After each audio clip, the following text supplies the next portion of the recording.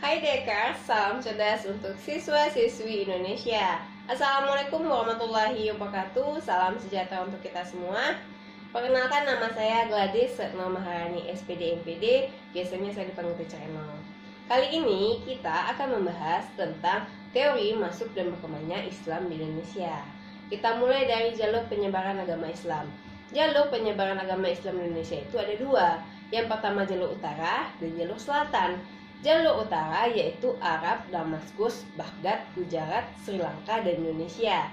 Sedangkan jalur selatan yaitu Arab, Yaman, Sri Lanka, dan Indonesia. Mula-mula daerah masuk Islam pertama kali di Indonesia adalah di Samudra Pasai atau Aceh Utara dan pantai barat Pulau Sumatera, yang selanjutnya menyebar ke berbagai daerah, yaitu di Pariaman, Gresik dan Tuban, Demak, Cirebon, Palembang, Banjar, Makassar, Ternate dan Tidore, sampai hingga Sorong di Irian Jaya. Kemudian kita lihat teori-teori masuknya Islam di Indonesia. Yang pertama yaitu teori Gujarat. Adalah teori yang menyatakan bahwa Islam masuk ke Indonesia berasal dari Gujarat, India.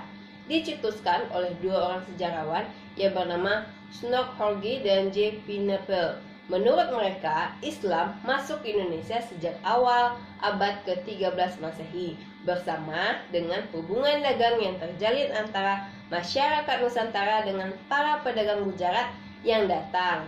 Teori ini didukung oleh beberapa bukti, diantaranya batu nisan Sultan Samudra Pasai Malik Al-Saleh pada tahun 1297 yang bercorak khas Islam Gujarat dan catatan dari Marco Polo. Kemudian teori yang kedua yaitu teori Persia. Teori ini dicetuskan oleh Umar Amir Hussein, di mana menyatakan bahwa Islam yang masuk ke Indonesia pada abad ke-7 Masehi adalah Islam yang dibawa oleh kaum Syiah atau Persia. Teori ini didukung adanya beberapa bukti pembenaran, diantaranya kesamaan budaya Islam Persia dan Islam Nusantara, seperti adanya peringatan Asyura dan peringatan Tabut. Kesamaan ajaran Sufi, penggunaan istilah Persia juga mengejar huruf Arab. Kesamaannya juga dilihat dari seni kaligrafi pada beberapa batu nisan, serta bukti maraknya aliran Islam Syiah khas Iran pada awal masuknya Islam di Indonesia. Kemudian yang ketiga adalah teori Arab atau teori Makkah, di mana Islam dibawa oleh para musafir Arab yang memiliki semangat untuk menyebarkan Islam ke seluruh belahan dunia. Teori masuknya Islam di Indonesia ini didukung beberapa tiga bukti utama. Pada abad ke-7 yaitu di pantai timur Sumatera yang memang telah terdapat perkampungan Islam khas dinasti Umayyah Arab. Lalu mazhab yang populer yaitu khususnya di Samudra Pasai adalah mazhab Syafi'i yang juga populer di Arab dan di Mesir.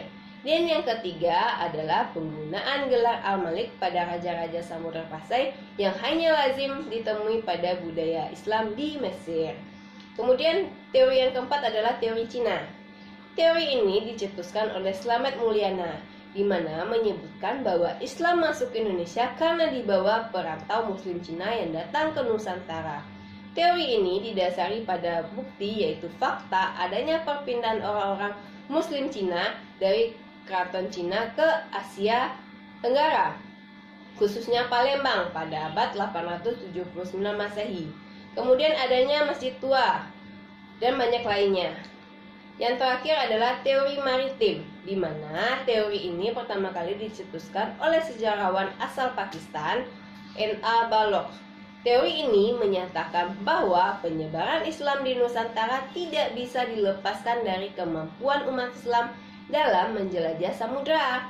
Tidak dijelaskan dari mana asal Islam yang berkembang di Indonesia. Yang jelas menurut teori ini, masuknya Islam di Indonesia itu sekitar abad ke-7 Masehi.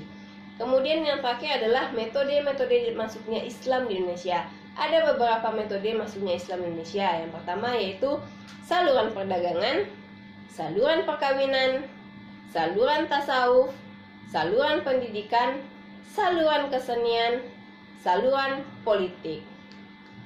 Oke, cukup sekian dulu materi kita hari ini. Mohon maaf apabila ada salah kata. Assalamualaikum warahmatullahi wabarakatuh.